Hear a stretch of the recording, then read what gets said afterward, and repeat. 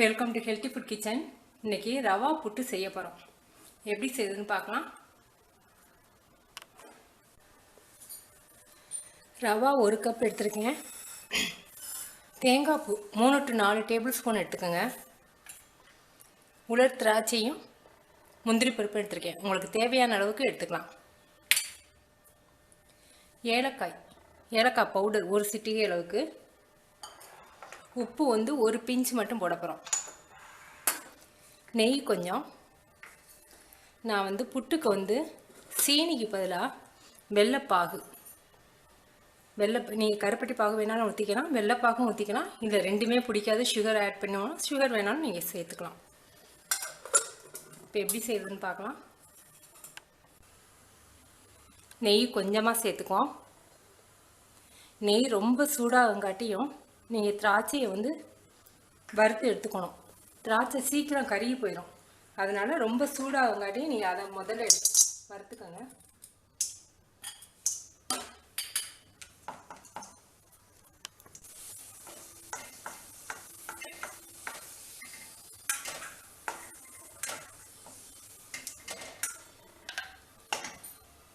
திராட்சை பழம் ரெடி. முந்திரி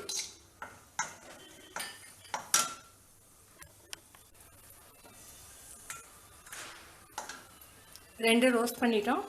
இப்போ இதிலே வந்து ரவையை வந்து ரோஸ்ட் பண்ணிக்குவோம்.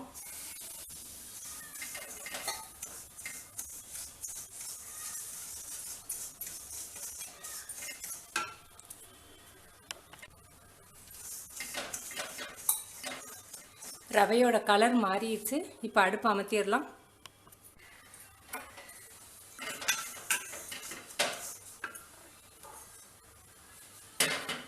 புட்டுக்கு தண்ணி சுட வச்சுக்குவோம். கை பொறுக்கிற சூடு இருந்தால் போதும்.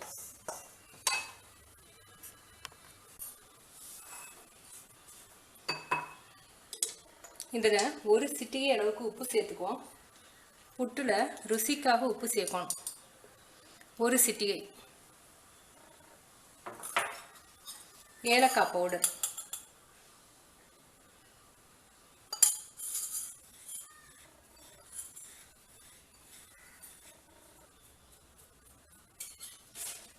இப்போ வார்ம் வாட்டர் கொஞ்சம் கொஞ்சமாக ஊற்றிக்கோங்க.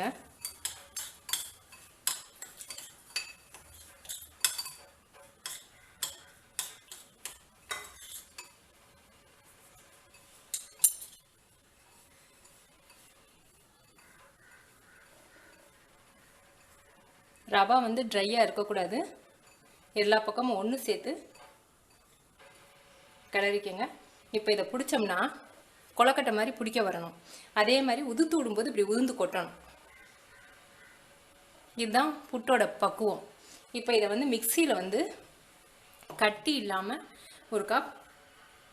ஒரு நிமிஷம் மட்டும் மிக்சியில் போட்டு எடுத்துக்கலாம். ஏன்னா கட்டியாக இருந்துச்சுன்னா அந்த கட்டியாக இருக்கிற அந்த ரவா மட்டும் வேகாமல் இருக்கும் நீங்கள் ஸ்டீமில் வைக்கும்போது. கொஞ்சம் கொஞ்சமாக போட்டு நீங்கள் உதுத்துக்கணும்.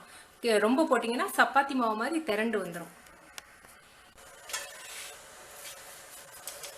இப்படி உதிரியாக இருக்கணும். அப்போ தான் உங்களுக்கு நல்லா பூ போல் வேகும். ரெண்டாவது கட்டிப்படாமல் இருக்கணும். கட்டியாக இருக்கிற இடம் வேகாது. புதுசாக கற்றுக்கிறவங்களுக்கு தெரியாதுங்கிறதுனால சொல்கிறேன். இப்போ மிச்சத்தையும் சேர்த்து மிக்சியில் போட்டுருவோம்.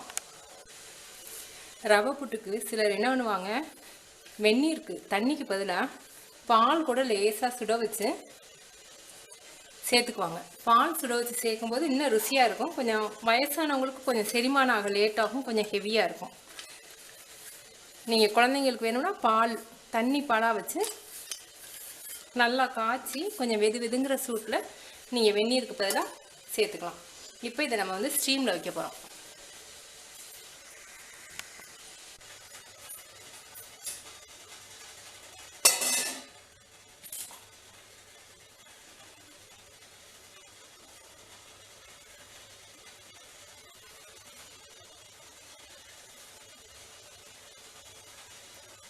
நீங்கள் உங்கள்கிட்ட புட்டு குழாய் இருந்துச்சுன்னா அதுலேயும் சேர்த்து வைக்கலாம்.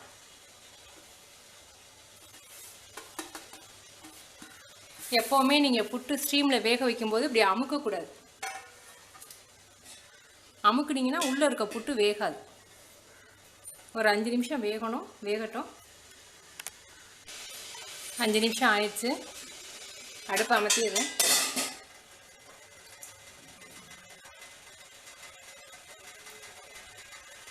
நல்லா வெந்துருச்சு, மாவு மாதிரி இருக்குது.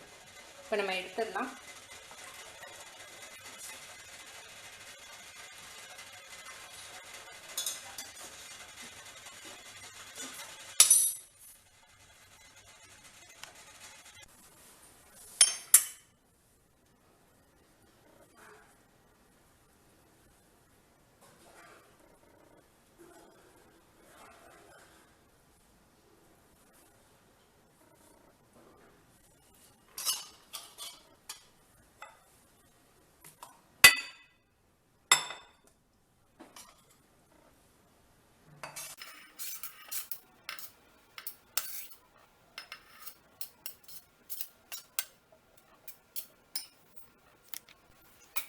இதில் வெள்ளை பாகு சேர்த்துக்குவோம்.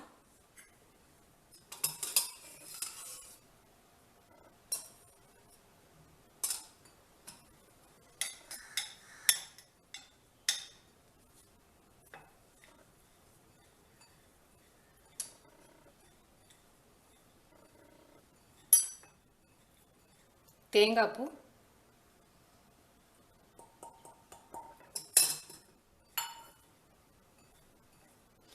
ரவாவில் காரம் போட்டு செஞ்சாலும் ரொம்ப டேஸ்ட்டாக இருக்கும்.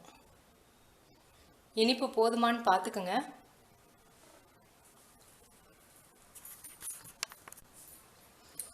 ரோஸ்ட் பண்ணி வச்சுருக்க முந்திரி பருப்பு, உலர் திராட்சை,